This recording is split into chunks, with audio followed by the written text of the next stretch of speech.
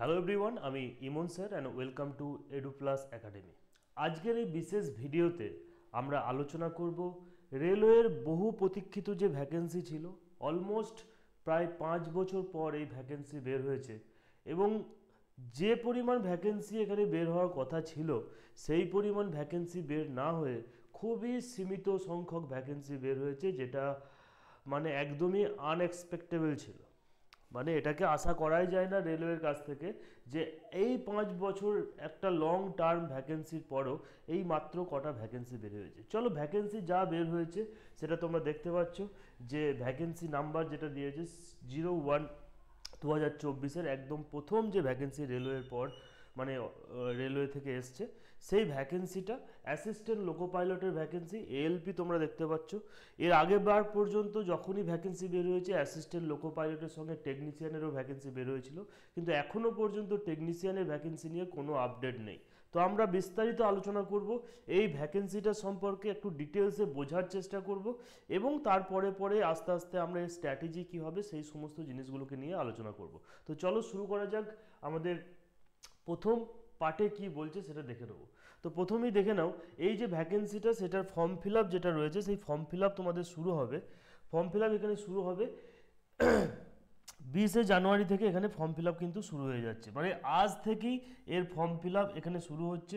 Form fill up almost 1 মাস চলবে, অতএব তোমাদের হাতে এখন 1 মাস সময় রয়েছে যে টাইমের মধ্যে তোমরা এখানে ফর্ম ফিল আপ করে নিতে পারবে। ওকে, ফর্ম ফিল আপের ফিস দেখে নাও। জেনারেল, ওবিসি এবং ইডাব্লিউএস ক্যাটাগরির যারা স্টুডেন্ট রয়েছে তাদের জন্য 500 টাকা। SC ST and women candidate যারা আছে তাদের জন্য এখানে 250 টাকা এখানে ফিস রয়েছে। এবং পরবর্তীকালে দেখে নাও অ্যাপ্লিকেশন যখন তোমরা ফর্ম ফিল আপ করবে, খুব ঠান্ডা মাথায় দেখে ফর্মটার ফাইনাল সাবমিশন করবে, কারণ হচ্ছে এডিট এবং মডিফিকেশনের জন্য না হলে কিন্তু পরবর্তীকালে তোমাদেরকে 250 টাকা এখানে চার্জ দিতে হবে। এবার এই যে ফিস তোমাদের কাছে নেওয়া হচ্ছে 500 টাকা, এই ফিসটা যখন তোমরা পরীক্ষা দেবে, পরীক্ষা দেওয়ার পর অলমোস্ট 500 টাকার থেকে এখানে 400 টাকা তোমাদেরকে রিফান্ড করে দেওয়া হয়। 100 টাকায় এর ফিস তোমাদের কাছ থেকে রেলওয়ে এখানে নেবে, বাকি টাকাটা এখানে কিন্তু তোমাদের রিফান্ড করে দেবে যদি তোমরা পরীক্ষাটা দাও তবেই। যদি এখানে পরীক্ষা দিতে না যাও তাহলে কিন্তু এটা রিফান্ড হবে না। এই জিনিসটা তোমাদেরকে কিন্তু মাথায় রাখতে হবে। ক্লিয়ার এখান পর্যন্ত?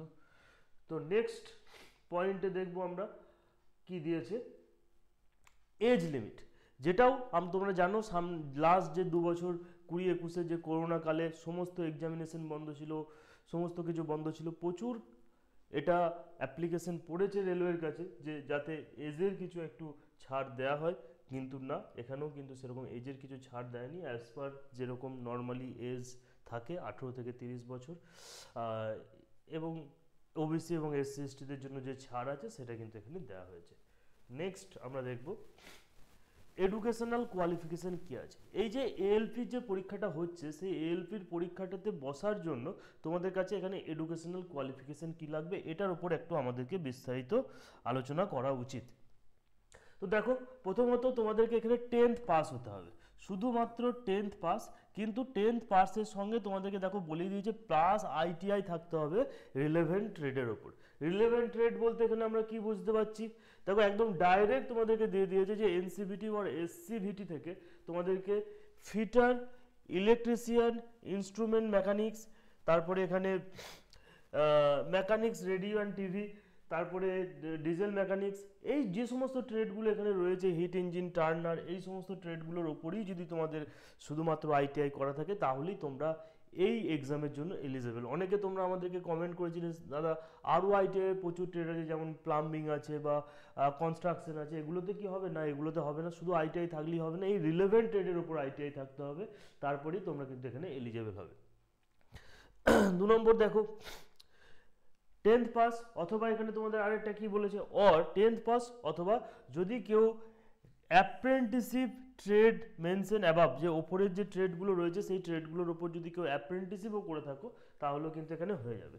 2 নম্বর হচ্ছে 10th পাস থাকতে হবে এবং 3 years diploma in mechanical, electrical and electronics, automobile engineering. মানে এই শুধুমাত্র যে যদি 4টে ট্রেড রয়েছে এই ট্রেডে তোমরা কেউ যদি পলিটেকনিক পাস আউট করো বা ডিপ্লোমা পাস আউট করো তাহলেও কিন্তু তোমরা এই ভ্যাকেন্সিটার জন্য এখানে এলিজেবল। তাছাড়া ফ্রম দ্য রিকগনাইজিং ইনস্টিটিউট। এবং যদি ডিগ্রি থাকে, ডিগ্রিটাও মেকানিক্যাল, ইলেকট্রিক্যাল, ইলেকট্রনিক্স অ্যান্ড অটোমোবাইলের ওপর যদি কারোর ডিগ্রি থাকে তাহলেও তারা এলিজিবলের জন্য এলিজিবল হচ্ছে এএলপির এই পোস্টটার জন্য। ক্লিয়ার? তাহলে আমাদের এজ বুঝলাম, এবং আমাদের যে এলিজিবিলিটি ক্রাইটেরিয়া, এডুকেশনাল যে কোয়ালিফিকেশন দরকার হয় সেই এডুকেশনাল কোয়ালিফিকেশন আমি তোমাদের সঙ্গে এখানে আলোচনা করলাম। 2 নম্বর জিনিস দেখব। এবার দেখো এই যে রিক্রুটমেন্ট প্রসেস রয়েছে, যেটা অ্যাজ পার নোটিফিকেশন আমরা দেখতে পেয়েছি, সেটা কি হচ্ছে, প্রথমেই এই যে পরীক্ষাটা হবে সেটা হচ্ছে CBT 1 হবে। মানে দুটো এখানে তোমাদের কম্পিউটার বেস টেস্ট আছে, একটা হচ্ছে CBT 1 এবং CBT 2। এবং এই যে প্রসেসটা রয়েছে এই প্রসেসটাকে আমাদেরকে একটু ভালো করে এখানে বুঝতে হবে, না হলে কিন্তু প্রবলেম। তো প্রথমে তোমাদের CBT 1 হলো, এই যখনই CBT 1 যখন এখানে হয়ে যাবে, সেই CBT 1টা শুধুমাত্র কোয়ালিফাইং ইন নেচার, মানে স্ক্রিনিং টেস্ট হিসাবে ব্যবহার করা হবে। যতজন ছেলে মেয়ে রয়েছে এখানে CBT 1-এ, সেখান থেকে তারা পাস আউট হওয়ার পর কি হবে, CBT 2-এ যাবে। এখানে দেখো লিখে দিয়েছি যে first stage was CBT 1. CBT 1 will be the screening exam and shortlisted the eligible candidate for the CBT 2 based on their normalization marks or merit. The CBT 1 marks shall not be counted for the preparing of the final panel. মানে যখন তোমাদের final merit list বেরোবে, সেই final merit লিস্টে কিন্তু CBT 1 এর যে result সেটা কোনোভাবেই এখানে হবে না। Candidate belonging to the OBC, SC, ST who are shortlisted for the CBT 2 availing the relaxation standard of the salary, এই যে ছাড় আছে সেটা তোমরা এখানে OBC, SC, ST আছে সেগুলো পাবে, এটা নিয়ে সেরকম কিছু নেই। তার মানে আমরা একটা জিনিস বুঝলাম কি, CBT 1 হবে, এবং CBT 1 এর যে কাট অফ, যে আমাদের এখানে যে কাট অফ যাবে, সেই কাট অফের ধরে নাও 75 মধ্যে আমাদের এখানে CBT 1 হলো, এবং নাম্বার অফ যে ভ্যাকেন্সি আছে, তার 15 গুণ ছেলেকে এখানে CBT 2 এ পাঠানো হবে, CBT 2 এ পাঠানো হবে। এবার ধরে নাও তোমার কাছে 200 ভ্যাকেন্সি আছে, 75-এর মধ্যে দেখা গেল যে ইন্টু 15 মানে 3000 ছেলেকে এখানে নেবে। তো 3000 ছেলের যে কাট অফ করা দরকার আছে, ধরে নাও 75 মধ্যে এখানে 60 হতে পারে, 50 হতে পারে, 60 হতে পারে। এই যে কাট অফটা হবে সেই কাট অফটাকে বেস করেই কিন্তু তোমাদের এখানে CBT 2 এ এখানে ট্রান্সফার করা হবে। এখানে একটা জায়গায় উল্লেখ করে দেওয়া হয়েছে, তোমরা অনেকে এটা নিয়ে কনফিউজড হতে পারো, যে দেখো এখানে দিয়েছে CBT 1 এর যে সিলেবাস রয়েছে সেই সিলেবাসটা কি, 60 মিনিটের পরীক্ষা হবে, 75টা কোশ্চেন থাকবে, মানে 75 মার্কসের এখানে পরীক্ষা হবে। 1 নম্বর করে প্রতিটা কোশ্চেনের 1 করে মার্কস থাকবে, এবং কি হচ্ছে 1/3 এখানে নেগেটিভ মার্ক থাকবে। অনেক ছেলে মেয়ে আমাকে এটা মেসেজ করেছিল যে এখানে হচ্ছে যে 40% মার্কস, মানে জেনারেল অ্যান্ড ইডাব্লিউর জন্য 40%, ওবিসির জন্য 30%, এসটির জন্য 30%, এসটির জন্য 25%। তাহলে কি 75-25% পেলেই আমরা CBT 2 এলিজিবল হয়ে যাব? একদমই এই চিন্তা ভাবনাটা তোমাদেরকে, এটা তোমাকে পেতেই হবে, আদারওয়াইজ তুমি এখানে যেতে পারবে না, এটাই এখানে বলা হয়েছে।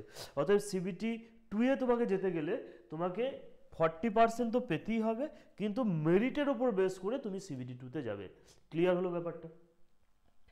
ওকে, এবার দেখে নাও আমাদের এখানে যে সিলেবাসটা দেওয়া রয়েছে সেই সিলেবাসটাও এখানে বলে দিয়েছে যে ম্যাথ থাকবে। এবার আমাদেরকে যে কোনো পরীক্ষা দিতে গেলে সেই পরীক্ষার প্রথমত সিলেবাসটা সম্পর্কে ভালো করে একটু ওভারথ্রু হয়ে যাওয়া দরকার। দেখো একদম ডিটেলসে তোমাদের দিয়ে দিয়েছে যে ম্যাথের কোন কোন চ্যাপ্টার থেকে এখানে কোশ্চেন আসবে।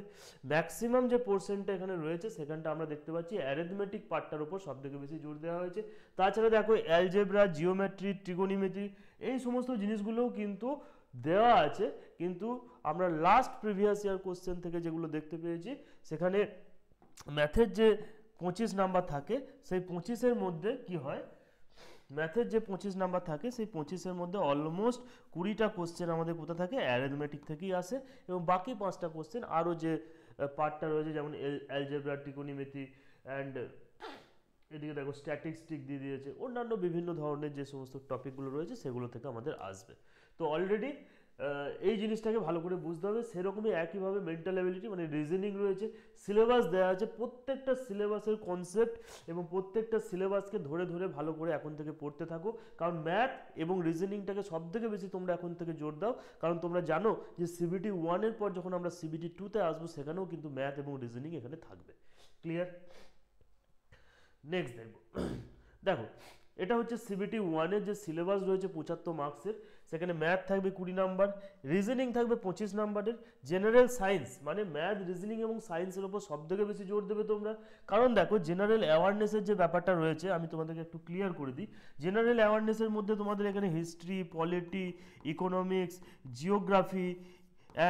জিওগ্রাফি, তারপরে এখানে স্ট্যাটিক জিকে, তারপরে কারেন্ট অ্যাফেয়ার্স, এই সমস্ত জিনিসগুলো কিন্তু এই জেনারেল অ্যাওয়ারনেসের পার্টটার মধ্যে এখানে পড়ে যাচ্ছে। অতএব সেখানে আছে কত নাম্বার আমার প্রথমে ভালো করে বুঝতে হবে, 10 নাম্বার আছে।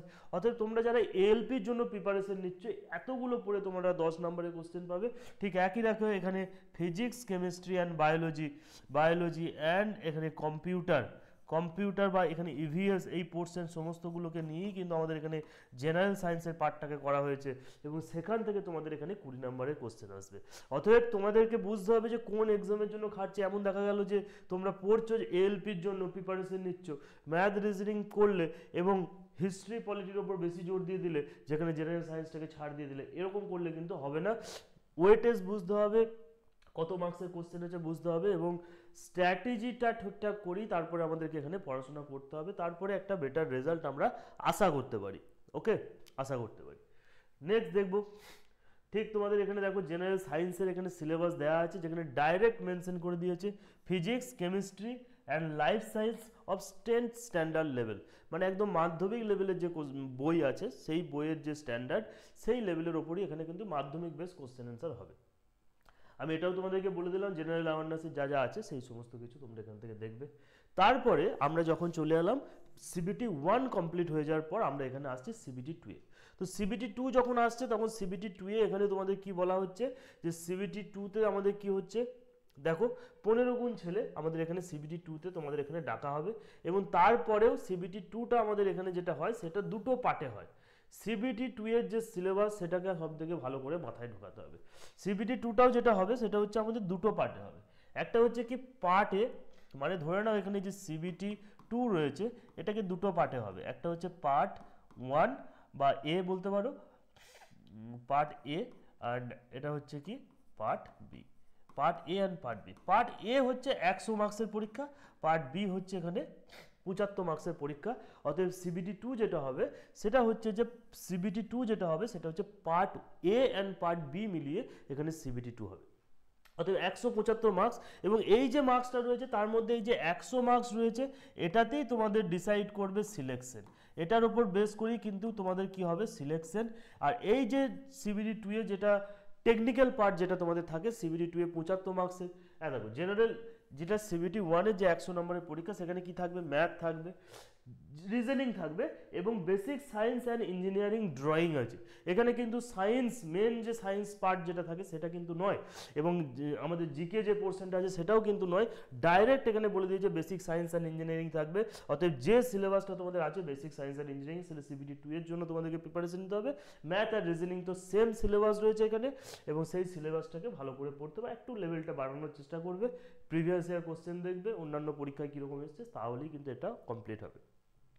ওকে, এবার দেখো সিবিটি 1 এ যেটা হলো তোমাদের এই যে মার্কসটা তোমরা পেলে 100-র মধ্যে যা পাবে তার 70% এখান থেকে নেওয়া হবে, তার 70% এখান থেকে নেওয়া হবে এবং এই পার্টটাই যখন তোমরা কোয়ালিফাইং করে যাবে তারপরে তোমাদের টেস্ট কি হবে, তারপরে দেখো এখানে বলে দিয়েছে সিবিটি 2 যখন তোমরা এখানে কোয়ালিফাই করবে, এই কোয়ালিফাইং করার পর এটা তো ট্রেড টেস্ট, যে স্টুডেন্ট যারা রয়েছে যে ট্রেডের স্টুডেন্ট রয়েছে, মানে যারা যদি কেউ ইলেকট্রিক্যাল ইঞ্জিনিয়ারিং করো তাহলে তাদের ইলেকট্রিশিয়ান এই সমস্ত সাবজেক্টগুলো এখানে চয়েস করতে পারবে এবং এর উপর বেস করেই তোমাদের কোশ্চেন এখানে হবে।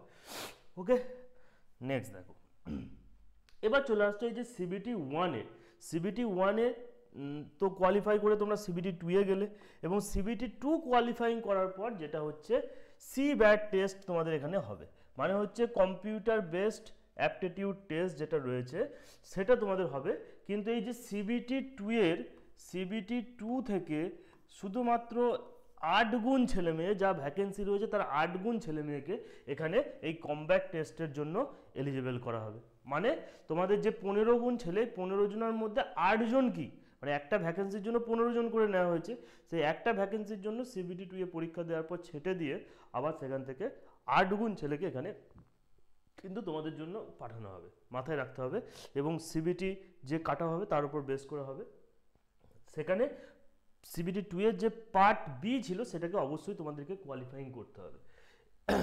এবং দেখো এখানে এটি সমস্ত জিনিসগুলো যখন হয়ে যাবে, কমব্যাক টেস্ট তোমাদের হলো, কমব্যাক টেস্টের পর এখানে থাকছে কি ক্লিয়ার টেস্ট হয়ে যাচ্ছে, এগুলো হয়ে যাচ্ছে, সমস্ত কিছু হয়ে যাবে। এবং দেখো এখানে এই যে জিনিসটা হচ্ছে, এই লাস্ট পয়েন্টটা হচ্ছে সব থেকে ইম্পর্টেন্ট, সেই পয়েন্টটা যেটা আমি তোমাদেরকে বলছিলাম, সিবিটি 2 এর ধরে নাও এখানে যে সিবিটি রয়েছে, সিবিটি 2 এর পার্ট এ এর যে তুমি নাম্বার পাবে তার 70%, এবং এই যে কমব্যাক টেস্ট যেটা হচ্ছে সেখানে তুমি যে স্কোর করবে সেখানকার 30% মার্কস তোমাদের নেওয়া হবে, যত পরীক্ষা রয়েছে তার 30% নিয়ে ওভারঅল একটা স্কোর তোমাদেরকে তুলে ধরা হবে, এবং তার উপর বেস করেই কিন্তু ফাইনাল মেরিট লিস্ট হবে। তাহলে আশা করি তোমরা টোটাল যে প্রসেসটা রয়েছে সেই প্রসেসটার মধ্যে দিয়ে প্রসেসটা ঠিকঠাক করে বুঝতে পারলে। তারপরে এখানে মেডিকেল ভেরিফিকেশন বা ডকুমেন্ট ভেরিফিকেশন হবে, ডকুমেন্ট ভেরিফিকেশনের পর তোমরা কিন্তু এই যে টোটাল যে প্রসেসটা রয়েছে সেই প্রসেসটা কমপ্লিট হবে। এটা হচ্ছে আমাদের এই যে এএলপির যে নোটিফিকেশন বেরিয়েছে, তার যে টোটাল এলিজিবিলিটি ক্রাইটেরিয়া রয়েছে, তার ব্রিফ ইন্ট্রোডাকশন আমি তোমাদেরকে দিলাম, এক্সাম প্রসেস থেকে শুরু করে সমস্ত কিছু। আশা করি এখান পর্যন্ত কারোর কোনো ডাউট নেই, যদি ডাউট থাকে অবশ্যই সেটা আমাদেরকে কমেন্ট সেকশনে জানাবে। এবার আমি তোমাদেরকে বলি, দেখো ভ্যাকেন্সি তো প্রচুর কম বেরিয়ে গেছে। এবার যারা দীর্ঘদিন ধরে প্রস্তুতি নিচ্ছিলে তাদের জন্য এটা সত্যিই একটা দুঃখজনক বিষয়। আমি এটাকে কখনোই সাপোর্ট করি না যে এত কম ভ্যাকেন্সি, যেখানে রেলওয়ে বারবার আরটিআই যখন জানানো হয়েছিল যে 2 লাখ 2.5 লাখ ভ্যাকেন্সি আছে, সেই জায়গায় হঠাৎ করে 5,000 1,000 1,500 করে ভ্যাকেন্সি ছাড়ছে।